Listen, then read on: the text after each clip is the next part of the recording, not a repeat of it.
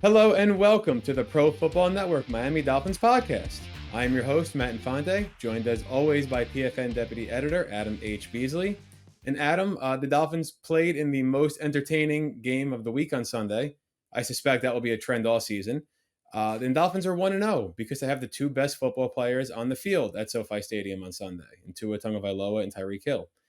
And after last night, the Dolphins are the betting favorites to win the AFC East now.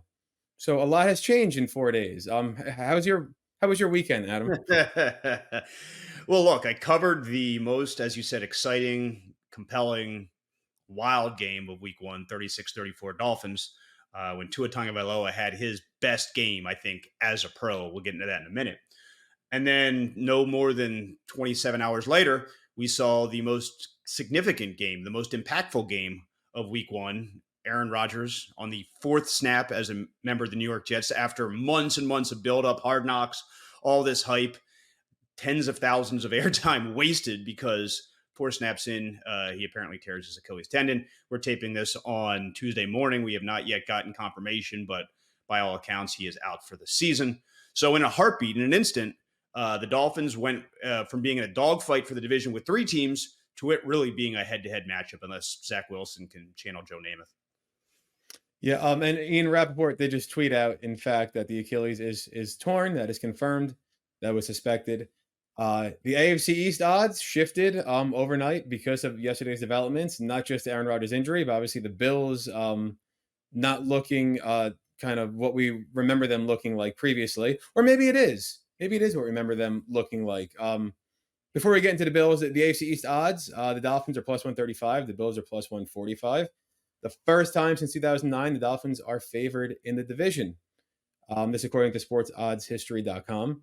And it shouldn't come as a surprise considering Josh Allen and the Bills just lost to Zach Wilson, who had 0 snaps as a starter in the practice week or all of training camp.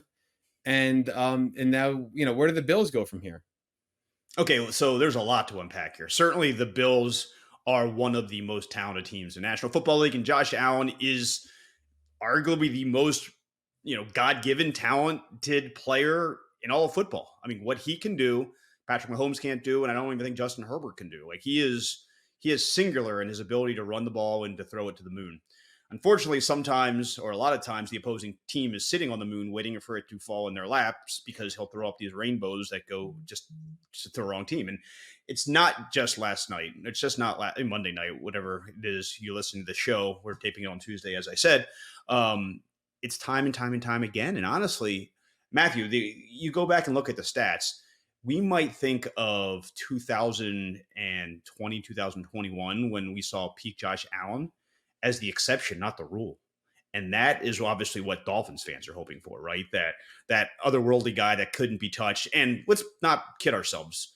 Even, last year he won 2 out of 3 against the Dolphins. He has an incredible record against Miami. His stats against the Dolphins still are phenomenal. But he's not very clutch. He's not. And last night showed it. 3 interceptions and a fumble. He lost them, in his own words, he lost them that game. And again, if this was just some one-off, everyone has a bad day.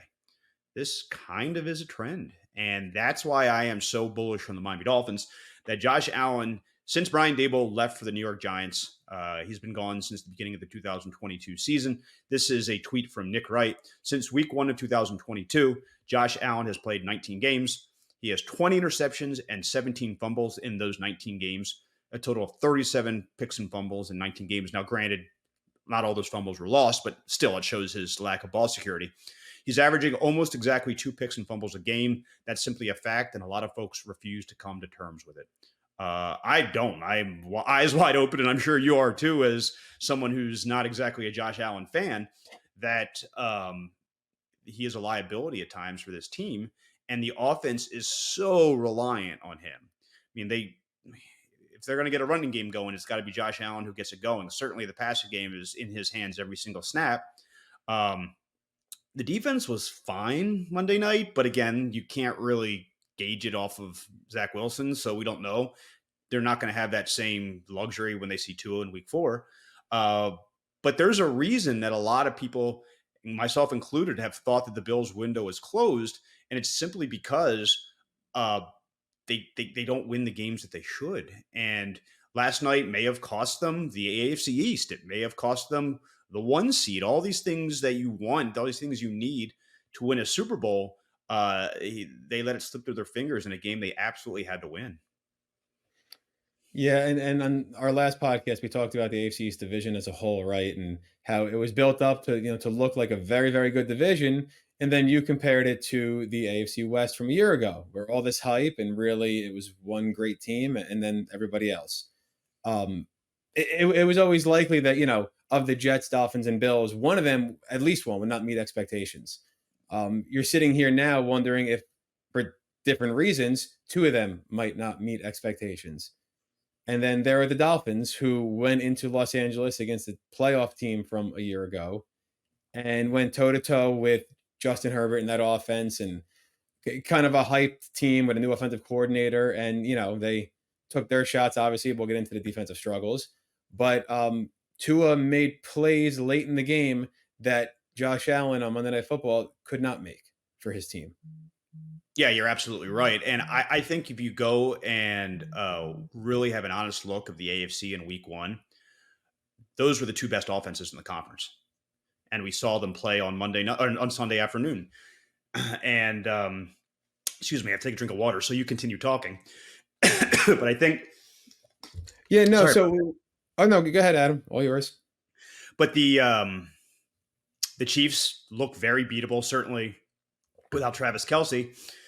The Dolphins and the Chargers were the class of the AFC in week one. Yeah, no, 100%. And there's defensive concerns, obviously, but the offense was everything we had hoped it would be. I think a lot of the national networks, their kind of lead on Monday was all about Tyreek Hill. And that's fair because he had an, other worldly game on his, trek to 2,000 yards potentially.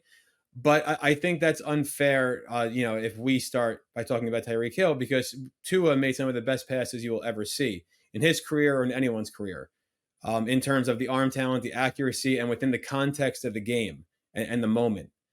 He didn't waver at all in the biggest moments on the road against a team that embarrassed that offense last year. So you're totally right. Last year, Tyreek Hill was the best player on that offense. There's no doubt in week one, Tua Tagovailoa was their best player because, to your point, the throws that he made, and it wasn't just drop back and throw, like the touchdown, 35-yard touchdown that came after the interception in the end zone. That was I talked to Mike McDaniel on Monday. He said that was his favorite throw because it showed Tua overcoming adversity and it was the team getting a stop when they needed to and all that. That wasn't his best throw. His best throw was that 47-yard seam when he was off platform, climbed the pocket, and found Tyreek. And it wasn't like Tyreek had blown a cover, like had totally blew up a coverage. I mean, the defender was there. I mean, it was just a perfect pass that hit him the only place where it could be. He had another one, 3rd and 15, where Braxton Berrios was, doing an out route and he had to get off platform, and it showed arm strength that I didn't think he had. He was their best player in week one, and I think he's going to be their best player all year. Yeah, and even on 35-yard touchdown, that seemed like it was too easy. If you see on the all-22, he holds the safety there, so that way, Tyreek can get past the corner and not have to deal with another defender back there. So I think this will be something to watch moving forward. Is this consistency, right? That was Tua's main problem. It's health, and then stacking these up. We saw last year he got hot in the middle of the season, right? But it was against teams like the Lions. I think the Browns, when he had 3 touchdown games. Let's see where this goes, next week and beyond. One more thing about Tua that was fascinating. The per next gen stats, right? Tua's time to throw was the 5th fastest in week one. And that is despite his average intended air yards was the 2nd most, and his average completion was the most. So he was taking less time to throw it further than most quarterbacks, which is unheard of. Well, make that make sense. And the only way that makes sense is he trusts the hell out of his wide receivers, right? He believes that when he releases the football, Tyreek is going to be 15, 20 yards away from where he's going to be when it comes down. That is an incredible amount of trust he has in those guys, that they're not only going to beat their dude, but they're going to get to the spot where he believes they're going to be. Yeah, and multiple times yesterday too on ESPN, Dan Orlovsky had said that nobody is seeing the field quicker than Tua is right now, and I think we saw that anticipation and willingness to attack. And I wonder how much of that is his head coach rubbing off on him, because I think that confidence that McDaniel has put into has kind of gave him a bit of an edge that we hadn't seen in those first 2 years that we continue to see as he grows. Yeah, a couple of tweets of mine went kind of viral this past couple of days. One was the congratulations to the 2023 AFC East champion Miami Dolphins, which got me dunked on from every Dolphins fan in America, calling me a mush. By the way, guys, jinxes don't exist, and neither does Santa Claus. Okay, I'm sorry if you're a 5-year-old listening to this podcast, but Beasley sitting in the living room tweeting off hot takes is not going to be the reason the Dolphins don't win the division. If they you don't have win that kind of power, okay, yeah, yes. seriously. And the other one that went viral was I showed a clip of that off platform 47-yard pass to Tyreek, and I admitted, like, 2 years ago, not a single ounce of my body thought he would be able to not even make that throw, but make that throw in that moment, because it was 3rd and 10. Yeah. And take that shot at 3rd and 10, maybe you just pick up 6, and because the game was on the line, they needed a touchdown, make it 4th and manageable. Absolutely not. He took a shot downfield and had pressure on him, and he threw a seam. That to me is an indictment of Brian Flores. That the fact that 2 years ago we had no clue that he'd be able to do that in that moment is because his head coach didn't believe in him. Yep. No, 100%. And not to be overlooked as well from this game was the offensive line of the Miami Dolphins. A lot of people, when Terran Armstead got ruled out, right? I don't know if you saw on social, there's a lot of people that were bringing up Chris Greer's comments from earlier in the offseason when he said that we were all more worried about the O-line than he was. And he has a little chuckle at the end of that too, and people were kind of mocking that quote. Tight end too. Tight end and O-line. What's that? Tight end and O-line were the two ones that we were freaking out about in the offseason, and what happened? And here we are. You're right. Durham Smythe looked better than Gesicki ever did in this offense, right? And he didn't come off the field at all, right? He was one of the few offensive players that played 100% of the snaps. And then Tua was hit 2 times all game, according to the game book, and neither of them were by Joey Bosa or Khalil Mack, the Orwell pass rush duo that they have. So that's amazing work by Kendall Lamb, Austin Jackson, and the rest of that line. And it's also a function of throwing the ball in 1.1 seconds or whatever it is. Absolutely. It was like 2.5 or so, which was remarkable to see how quick he was making these decisions and pushing the ball down the field while still not having to stand in the pocket and take shots. It wasn't all rosy though, right? So I think we do need to bring up the elephant in the room, which was the defense. I know you were at the facility yesterday. I know some of the players spoke, the coach spoke. Is the feeling that the offensive struggles and the defensive struggles, and that's an understatement here, right? 5.9 yards per carry they allowed, three 75-yard touchdown drives, I believe it was. I mean, that's 4. Okay, well, no, you're right. Their 3 were 75, 1 was 94. Goodness. So, what was the feeling around the team about the defense? And is it an acclimation period to Vic Fangio's defense? Is there more, red flags for the future? Or is this maybe the worst they're going to look? And that's what we're all hoping, right? Can all of the above be the right answer? Yeah, I mean, look, absolutely true. They have gone from a Brian Flores scheme for 4 years, by the way. Remember that even after Flores was fired, they kept the scheme under Boyer in 2022. Completely changing the scheme. That's going to have an impact. How Vic likes to call a game, the communication, all of those things, they play a role. You know what doesn't play a role, Matthew? Christian Wilkins and Zach Ziegler are getting moved. You watch some of those holes. It didn't matter that, maybe the linebacker was a step late or took the wrong gap or something. They were picking up Christian Wilkins and throwing him to the side, all right? And yeah, Austin Eckler is a really good back, but you and I could gain yards when there's literally 5 yards between your 2 defensive tackles when you're going up the gut. This isn't like they were reinventing football here. They were going old school football, and they ran right through them. Yeah, and this is just the 6th time in franchise history that the Dolphins allowed 230 yards on the ground and 3 touchdowns in a game. But of those other 5 times, this is the only one they won. What's crazy is 230 yards rushing. They lost a turnover battle by 2. and they still won the game, and that's just a reflection of the quarterback. Yeah, no, absolutely. And now moving forward here, a lot of attention is going to be played to what the Patriots are going to look to exploit in week 2 now, which, Belichick's been looking at everything that the Chargers did and how they ran the ball. Now, the Patriots only ran the ball 20 times versus the Eagles, with minimal success, but part of that was probably game script as they fell behind early quickly, and Mac Jones had to throw it like 54 times. 23 of those throws were to backs or tight ends as well. So now we're going to have, the linebackers being tested in coverage most likely as well. Are you worried about this kind of being a trap in New England Sunday Night Football, week 2 after a big win, and now kind of being the favorite in the division, according to many people? Is this a letdown spot for Miami? If it wasn't New England, if it wasn't on Sunday Night Football, I'd agree with you, right? If this was, I don't know, Cleveland at 1:00 on a Sunday, I certainly. Dolphins don't get many of these Sunday night games. I know this is their third in 11 months, but they don't get many of these. So they're going to be up. The only question, as to your point though, Belichick's really smart, right? And I don't think that's the run pass balance that they want going forward, particularly with Mac Jones as their quarterback. They have one of the, the first or second best collection of running backs in football. They have a team that has shown the ability and the dedication to running the football. Hell yeah, they're going to run the football, Matt. I mean, yes, absolutely. You're Christian Wilkins and Zach Sealer and Emmanuel Ogbah, who by the way barely played, and Jalen Phillips and Bradley Chubb and Jerome Baker. All those dudes need to play a lot better than they did. Right? Seriously, they got whooped. They got whooped by the Chargers in the trenches, and there's really no easy way to put that. Hell yeah, the Patriots are going to try to duplicate that blueprint because, and here's what's concerning to me, Matt. If it was just a one-off, that Jaguars playoff a preseason game.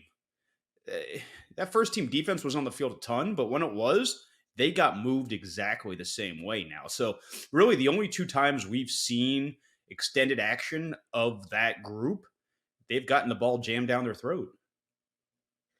Yeah. And I think, the ground deficiencies there also covered up something that I was concerned about. The box score looks okay for Xavier Howard, right? On his, number of catches he allowed and yards. But I believe there was 3 penalties he was called for, big penalties.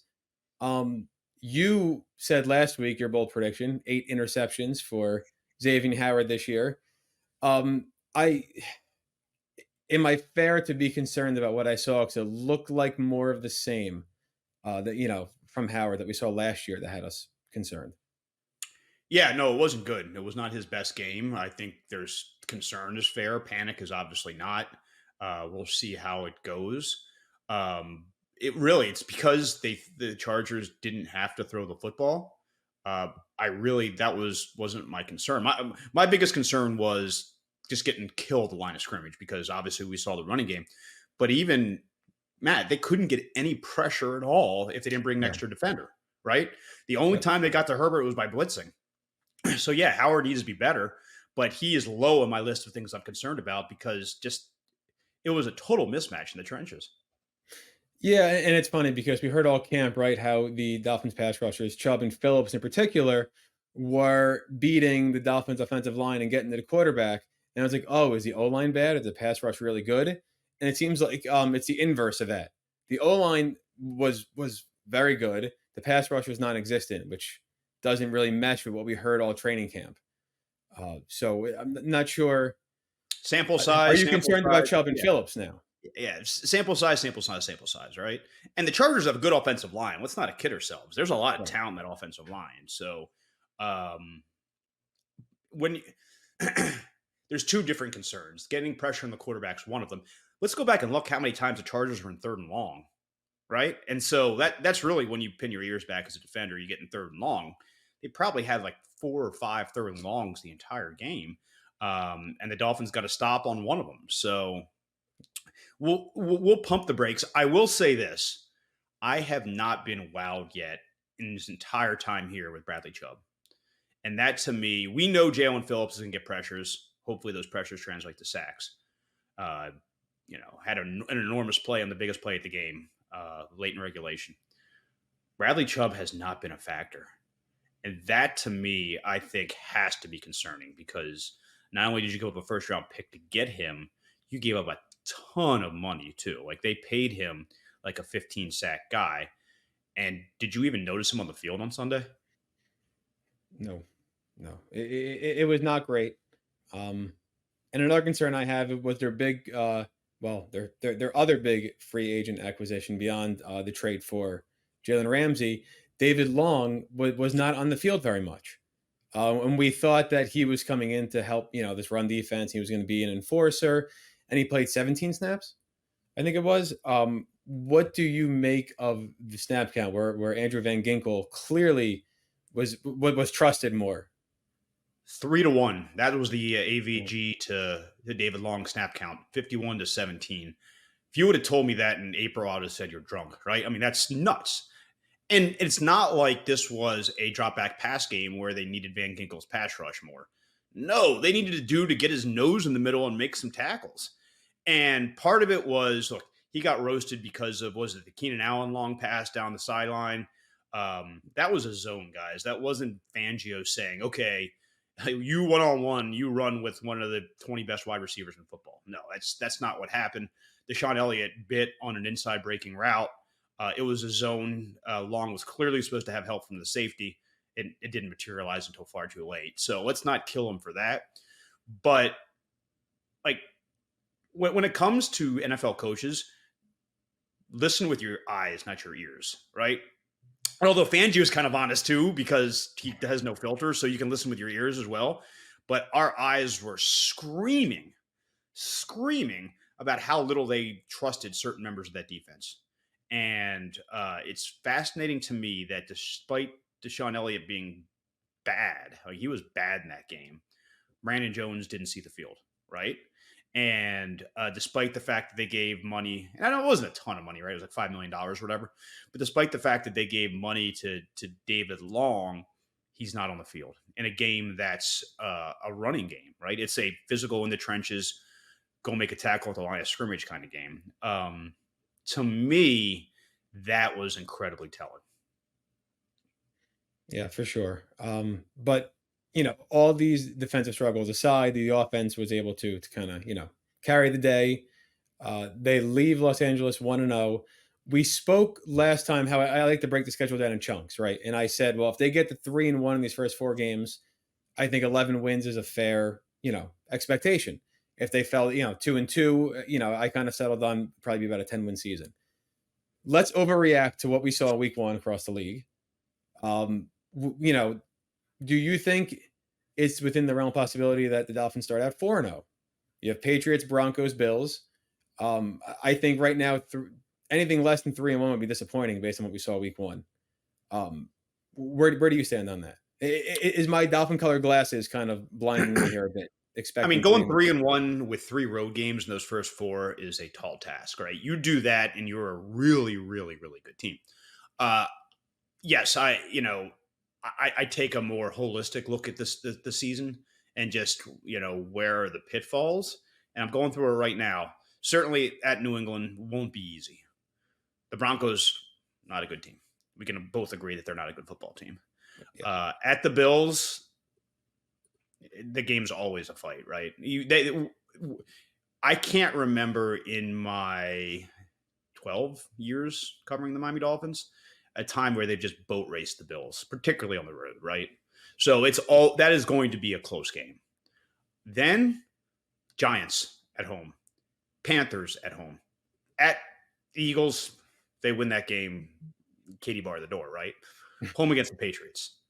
Against the Chiefs in Germany, I think the Chiefs are going to figure it out. They're going to get Kelsey back, obviously getting Chris Jones back. He signed the contract today. They're going to be in the mix. Raiders, at the Jets, at the Commanders, home against the Titans, home against the Jets, and then you finish with Cowboys, Ravens, Bills. All of a sudden, that schedule that we were terrified about doesn't look that challenging. And again, overreaction Monday and all that. The Jets are not going to be what the Jets could have been. We can both agree that, right?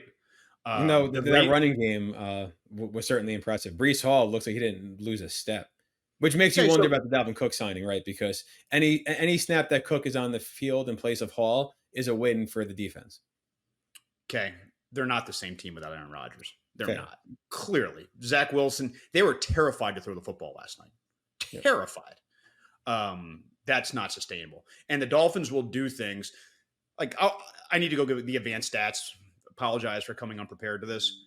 I'm guessing the Chargers saw a lot of light boxes in week 1 because we saw what certainly Herbert did to this defense last year and what he has done to teams often. Like, he is a dynamic player. We can have questions about his consistency and all that, but he is one of those players that you need to worry about in a big way. Zach Wilson's not that guy, right? So you can play heavy boxes against the Jets and dare them to throw the ball, and then those late season games, maybe you're certainly going to have Nick Needham back. Maybe you have Jalen Ramsey back for those late season games. So yeah, I would be fine with X and Cater and obviously Ramsey and maybe Nick Needham and Cam Smith if he comes along. All those guys in man coverage a lot of the games, simply because Zach Wilson's not good, right? We can all agree he's not good. Beyond that, But division games are always tricky. We've seen the Dolphins and Jets, the team that's clearly the worst team, still steal a victory. So sweeping any of these division teams is never an easy task. Sure, totally agree. And there are going to be games that maybe they lose to the Titans in a dumb way, right? Maybe something happens, like, understood. But on balance, a 17-game season is pretty good of sorting the good from the bad. I mean, certainly it's not an 82-game season like the NBA or 162-game like Major League Baseball, where you know who the best teams are after the season. Imbalanced schedules, fluky bounces of football, small sample sizes, all these things can contribute to really good teams not making the playoffs. Understood. However, I'm a lot more bullish on over 10 wins for the Dolphins now than I was 48 hours ago. Yeah, 100%. That 9.5 number. I wish I had bet on it myself. What I did bet on was the Tua MVP bet, Oh, and of course now he is the co-favorite. Yeah, I got it at 22-1. Full disclosure, it was a bonus free bet, so it wasn't any. Oh, coward!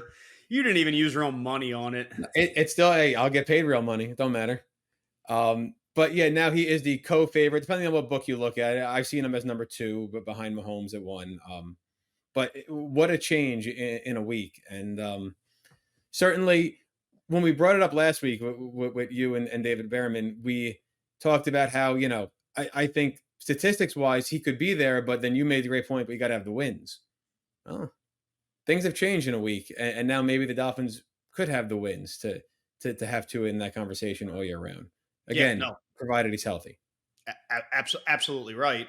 Again, anything short, I think at this point, of 11 wins would surprise me for the Dolphins, simply because of how, not just certainly the Jets having the Jets issues and the Ravens falling apart physically and all these things. They looked like a really good team. Like, on offense, they looked incredible. I was a pup during the prime of Marino. I was like, even the early 90s, I didn't see them a ton. I was, full disclosure, I grew up a Cowboys fan, so I watched a lot of CBS and Fox games. I didn't watch very many. I guess they were on NBC then. Yeah, is that what they were on? Mm-hmm.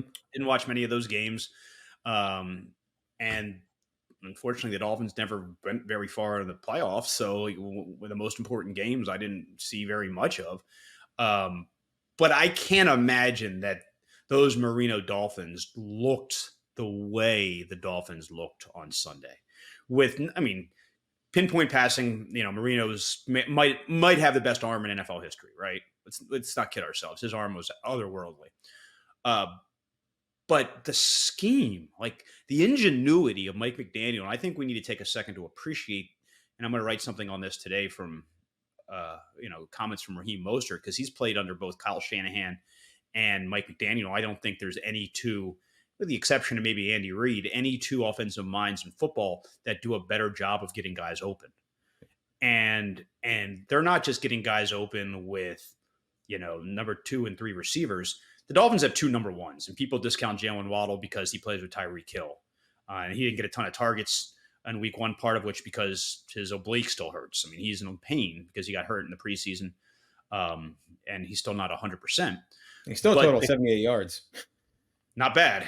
Not bad for an off game. So we've never, I don't think, maybe the Mahomes year when he went absolutely bananas. I think it was just, was that his first full year as a starter when he won his first MVP, and that offense was completely unstoppable. And maybe the Peyton Broncos year, offensive mastermind Adam Gase pulling the strings on that.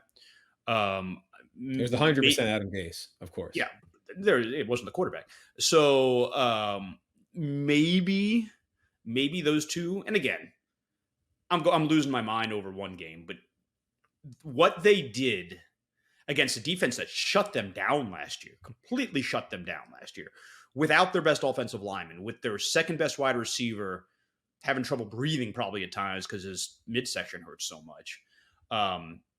They were running free. And when they weren't, the quarterback was making throws that no defender on the planet could defend. I think what we saw week 1 will be more representative of what we see throughout the course of the season, with one enormous caveat, obviously, and that's the health of Tua Tagovailoa. If he gets hurt, this entire experiment's over. But if he can stay upright, if he can stay healthy, or an injury to Tyreek or Waddle, obviously. But just them going up against a defense, the Jets defense is fantastic. Tyreek would burn that defense. I'm sorry. He would. He is uncoverable in the ways that they schemed him up. He said no one in the league can guard him, and he's right. Okay? He had 215 yards, I think, on 11 catches, and he left probably 30 yards on the field with a drop. Like, there was a drop that he will hit him on stride, and he would have been gone, right? Who's going to stop this? Now someone could slow it down, but okay, here is a fun exercise, Matt. How many games do you think they're going to score fewer than 21 points this year? I'm going to go to the schedule. It shouldn't be any more than 3 or 4. 3. Okay. I mean, that might be pushing it. This is an offense that should be in the 20s to 30s every week. So there's no excuse. No, none. Every team has bad games, right? Every team will have 2 or 3 clunkers that the Chiefs had. They just had one. Like, it's going to happen. But I think this team could average. Going in, I thought 25. That might be low.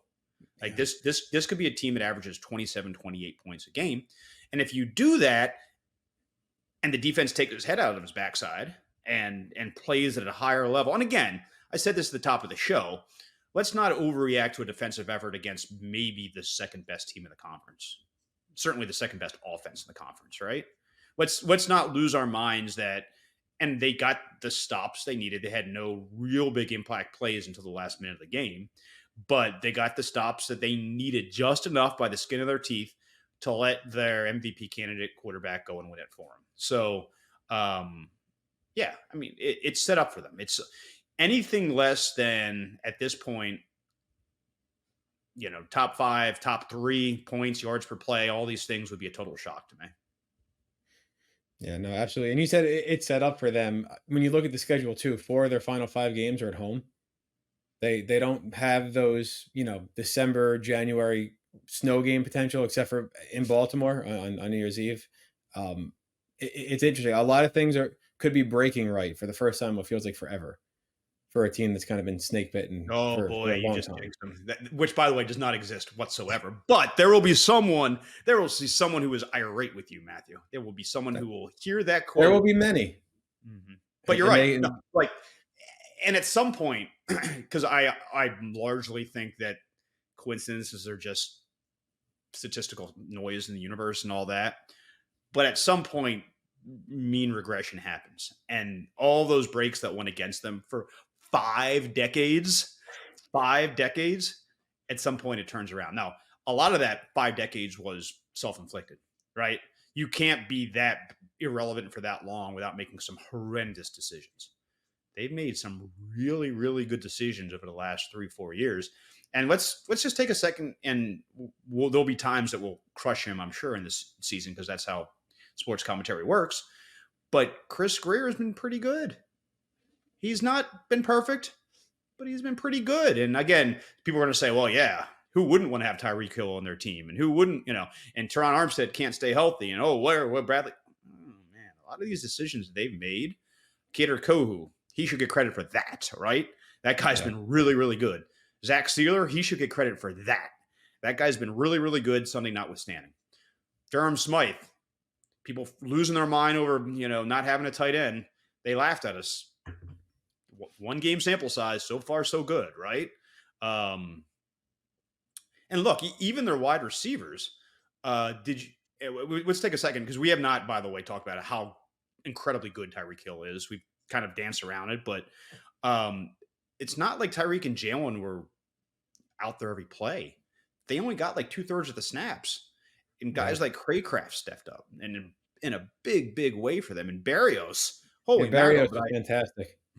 Did I sell that guy short? I mean, seriously, I thought he was going to be a returner and a spot player. No, he is clearly WR3 on this team. One of us here said he'd have 600 plus yards receiving, and it wasn't you. Did you cash that ticket yet?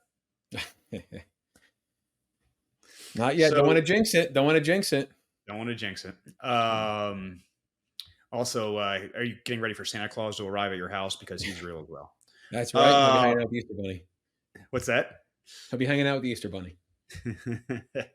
No, I mean, again, offensive line, we were losing our minds over. Isaiah Wynn, he's not a guard, was fine on Sunday. It was not a problem. Austin Jackson, bust. Seemed to do okay against a really good pass rush, or at least on paper, a really talented pass rush. Got to pump our brakes. Got to see this thing play out. But a lot of the things that we kind of questioned, the first answers were really good. Yeah.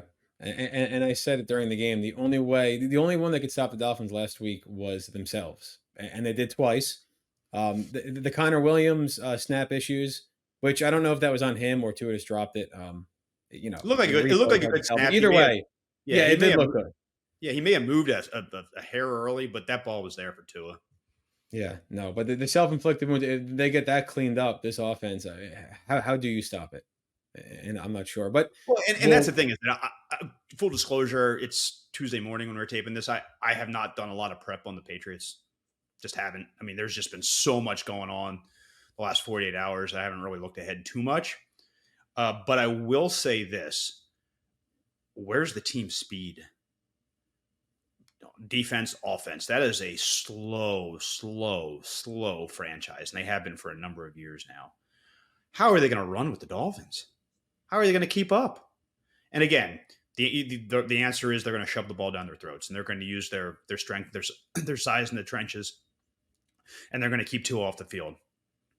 Okay, possibly. That could be the way the Dolphins lose. I get it. I'm not betting on it, though. No, and this is an interesting time for, the Dolphins to face Belichick. Here, week 2, there's only one game of, film from this year, but to see what Belichick has to try to offset what Mike McDaniel put on tape on Sunday. If they don't slow the Dolphins down, you wonder which defense will be able to kind of contain that offense, because if it's not Belichick, even with a slow plotting defense, if not Belichick, then who? And they held the Eagles and Jalen Hurts in check. So it makes you wonder if they could figure it out and slow down Tua in the offense. And here's the thing: maybe they double Tyreek every single snap. All right, they commit completely to taking Tyreek out of the game. All right, how are you gonna stop Jalen Waddle then? Right, and how are you going to stop Raheem Mostert, who had a pretty solid game, wasn't great? Yeah, very overlooked aspect, but that running game, I think if it needed to get going, it looked like it could have. But yeah, so there are ways that you can impact the Dolphins, but short of injury, I don't see how anyone's going to consistently stop them. Okay, so before we head out, then we need a pick from you, Adam. Oh And I boy. know your pick isn't in yet. All right, here, let's do this. It's a 2.5 point spread for the Dolphins right now on Okay. the road in New England. What would you, if you were told right now you had to put money down? Yeah, it's Miami. I mean, You're Miami going is the more Miami. talented team. Miami is the more dynamic team. Miami has by far the better quarterback, and we'll see. There was the talk of Mac versus Jalen versus Tua, who's the best. Tua had not been a part of that conversation for a while. Maybe he is now, although Jalen Hurts was MVP candidate last year and all that. No, the Dolphins win this game, and I think they win it by 2 scores. Okay. I was going to repeat my pick, which was Dolphins by a touchdown. I did not get by the touchdown, but worked out in week 1, so we're going to stick with it. All right, so that means the Patriots win big. I jinxed them. Okay, well, be sure to subscribe to the podcast if you haven't yet already. Also, if you're watching on YouTube, you can like and subscribe. You can find all of our Dolphins content, as always, at profootballnetwork.com/Miami-Dolphins. And we will see you back here again next week to see if the Dolphins are still undefeated 2 weeks into the season here on the Pro Football Network Miami Dolphins podcast.